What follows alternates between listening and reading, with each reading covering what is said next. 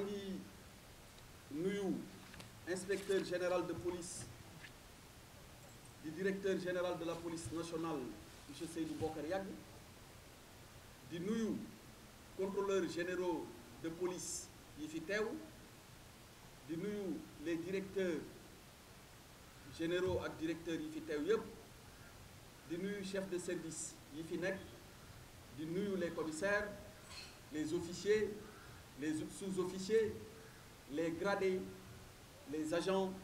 les policiers ak tamit les policiers adjoints volontaires waaye maa ngi nuyu invité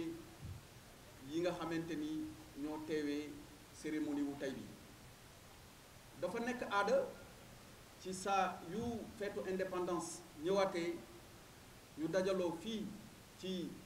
direction de la formation ñu gën ko xamee ci école nationale de la police ngir tappal ay raaya ci turu njiitu réew mi di son excellence monsieur le président de la république Macky Sall ay fonctionnaires de police yu ràññeeku ci seen liggéey ci ay at yu bëri ci seen kanami mbokk ci seen kanami xarit waaye ci seen ay kanamu collègue ñu war leen a sagal joxe leen en exemple di ñaax ñeneen ñi nga xamante ni ñoo nekk ci liggéey bi ñu rey ci ñoom ngir bis ñëw ñoom it ñu mën leen a décorer police nationale dañ leen di jaajëfal di leen wax gàcce ngalaama seen liggéey ci réew mi rafetlu nañ ko ak fan bu mu mën a doon ci li nga xamante ni mooy warugaru police gis nañ ni nit ñi bu ñu mënee nelaw ba yandoor mën a doxi seeni soxla mën a tamit am yenn xeetu këyit yi bépp citoyen di soxla mu mel ni passeport wala carte d'identité c'est parce que policier moo taxaw jug di def liggéey bu rafet boobu ci njariñu askanam liggéey boobu nag ngeen nekk mu doon aada fii ci suñu réew ñu am police bu rëy am ngeen sas woo xamante ni wëyal ko warugar la ci yéen li ciy firnde mooy gis nañ défilé bu rafet bi ñu teewee tey ci njiitalu son excellence monsieur le président de la république Macky Sall ñu gis force de défense et de sécurité waaye personnel civil yi am ci taxawaay bu am solo ci boobee la défilé waaye police nationale desul ginnaaw et gàcce ngalaama ñoom gis nañ seen taxawaay gis nañ seen doxalin gis nañ seen fulla ak seen fayda ci ni nga xamante ni moom ngeen nekkee ci kaw engins yi waaye bi ngeen di dox muy défilé à pied bi aussi gis nañ ni ngeen ci taxawee loolu mooy li nga xamante ni moom la ñuy xaar ci yéen te heureusement loolee yéen a ngi ci lépp li nga xamante ni président de la république jot na ko def muy njariñu police nationale ngir liggéeyal askan wi ci wàllu yokk lim bi police amoon laata muy yegsi yokk limu jumtukaay yu xarala yi waaye tamit lim lépp luy oto yoo leen war a jëfandikoo ngir police gën a mën a def liggéeyam maa ngi leen di wax ni fii président de la république dogal bi mu jël mooy gën ko yokk gën ko saxal waaye gën ko méngoo ak jamono ba li nga xamante ni moom la ñuy séentu ci yéen saa su nekk ngeen mën ko def parce que bu police doxee gendarmerie dox yeneen bànqaasu état bi dox loolu mooy tax ñu nekk ci réew moo xamante ni dañ naan état de droit la gouvernement bi respecté loi bi citoyens yeneen yi respecté loi bi étrangers yi nekk fii tamit respecté loi bi ndax dund en société bu mën a jag mukk lu dul ku nekk xam nga sa warugar te doo ci bàyyi lenn ci taxaw boo xamante ni war nga ko ci taxawaay boobu nga xamante ni nag naka jekk ci lañ leen xamoon démb ak bërki démb tey soog a ñëw mooy taxawaay bi nga xamante ni ndono li nekk ci seen ay yoxo war ngeen ko gën a dëgëral te yéen ngi koy gën a dëgëral loolee nag moo waral jaajëf yi ma répété à plusieurs reprises pour féliciter leen ma koy baamuwaat ci seen kanamu kilifa di leen wax ni njiitu réew mi félicité na leen premier ministre félicité na leen man mi félicité naa leen ak membre gouvernement bi yépp ci seen taxawaay mën ngeen a sëggat yëkkati seen bopp dox ca kaw ndax lépp lu leen war ci réew mi yéen a ngi ko fiy taxawee loolu nag moom la ñuy xaar ci police te loolu moom la ñu fas yéene ànd ak yéen di ko wëyal ngir liggéey bi gën a mën a jëm kanam na ngeen jàpp ni liggéey boo leen def ba ñu kañ leen wala ñu rafetal ko xam leen ni ab tàmbali la yéen a ngi door lépp loo leen rafetal wala lépp loo leen def ci liggéey bu mucc ayib na ngeen ko fàtte te jàpp ni li des seen kanam ngeen war ko dëgmal moo gën a doon ay défi ci yéen te bu fekkente ni def nga ba ñu ni ñëpp ba ñëpp d'accord ni liggéey bu rafet nga def amoo droit dellu ginnaaw te ginnaaw seen liggéey rafet na ñëpp gis nañ montée en puissance su police nationale ñëpp gis nañ ni boo leen taxawee xel yi dal ñëpp gis nañ ni boo leen génnee citoyens yi di leen xoolu ñii ñoo yor suñu kaaraange ñii ñooy ñi nga xamante ni duñu nelaw ñii ñooy ñi nga xamante ni yendaluñu fanaanaluñu di risquer seen ay vie di fàtte seen ay njaboot ngir ñoom loolee bu fekkente ni sacerdoce la mu doon loo xamante ni da nga ci engagé wu au service de son pays loo xamante ni la c'est permanent damay kontaan trop bu ma gisee et c'est l'occasion pour moi de rendre hommage aux anciens qui sont parmi nous léeg-léeg àdduna day dox ba ma recevoir un ancien policier bi ma ci mujjee recevoir yàggul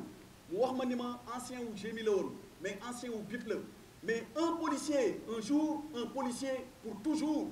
bi mu duggee ci sama bureau mais bi mu saluer da ngay jàpp ni tey la tàmbali ci rang yi te ba tey mi ngi ci rang yi loolu mooy policier fii ak 30 ans ak 40 ans boo leen génnee ci police jour boobu ngeen gën a nekk policier on l'est dans l'âme et on le reste dans l'âme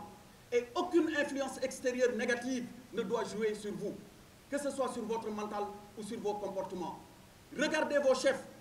vous leur obéisserez à tout ce qu'ils vous commanderont dans l'intérêt de la loi et au service exclusif des populations.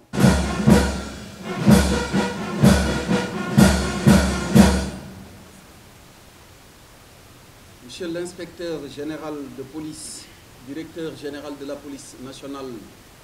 Monsieur Seydou Bokar Yag, Messieurs les contrôleurs généraux de police, Mesdames, Messieurs les directeurs et chefs de service de la police nationale, commissaires de police, officiers, sous-officiers, gradés, agents de police et policiers adjoints volontaires. Messieurs, honorables invités, il est de tradition à l'occasion de la célébration de l'anniversaire de l'accession de notre pays à la souveraineté internationale que les membres de la police nationale à la direction de la formation pour rendre un hommage mérité à tous les fonctionnaires de police pour le travail remarquable abattu au service de nos concitoyens. C'est aussi à chaque fois l'occasion de procéder à la décoration de certains fonctionnaires de police qui se sont positivement distingués de par leur attitude et leur professionnalisme dans l'exercice de leur mission de tous les jours. Cette distinction bien méritée devant vos collègues, parents et amis est la consécration de plusieurs années de bons et loyaux services au profit de la nation sénégalaise. Elle est également une source de motivation pour tous les fonctionnaires de police qui devront s'inspirer de ces modèles d'engagement et d'abnégation au service exclusif de la nation sénégalaise. Je profite de cette tribune pour vous adresser à vous, chers récipiendaires,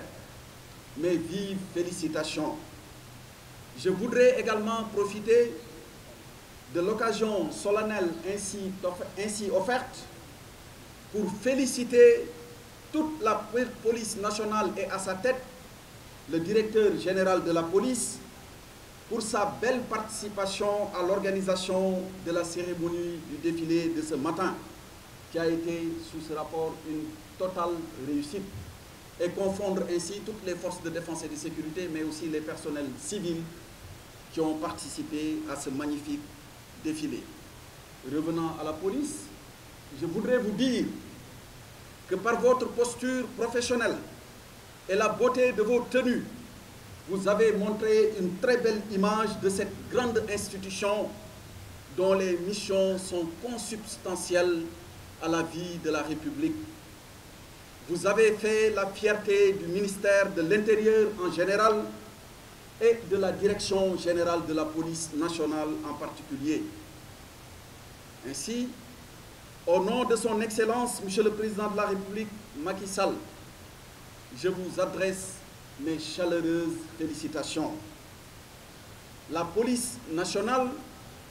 a participé à rehausser le défilé de cette année, marquant le 73e anniversaire de l'accession de notre pays à la souveraineté internationale. Et le thème retenu cette année est force de défense et de sécurité et préservation des ressources naturelles. La préservation des ressources naturelles étant incontestablement un défi pour le Sénégal, la police nationale participe activement à celle-ci, conformément à ses missions régaliennes. Sur le fondement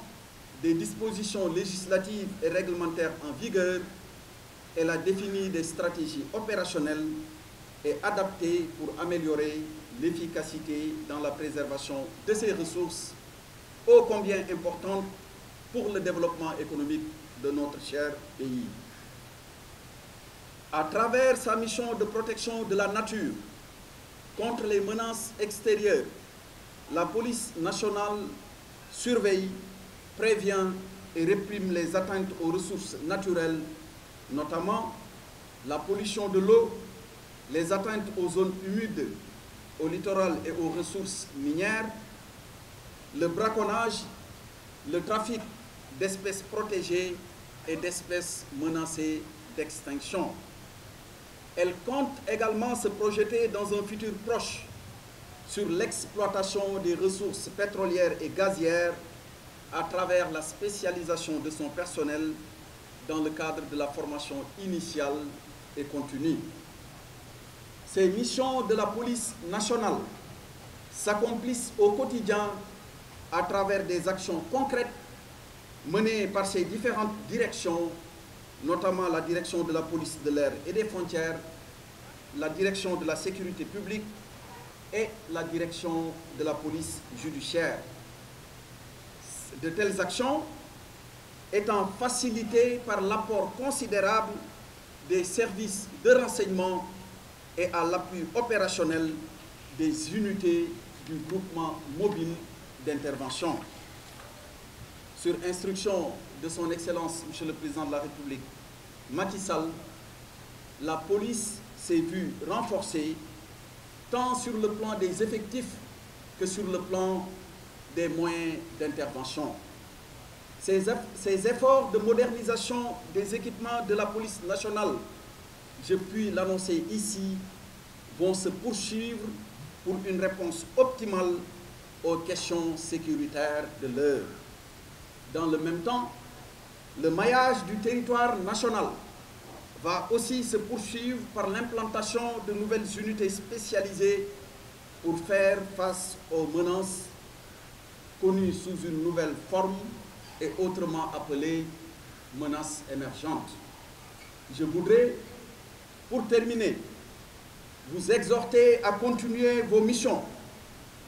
en maintenant la cadence qui est la vôtre, conformément à votre devise dans l'honneur au service de la loi.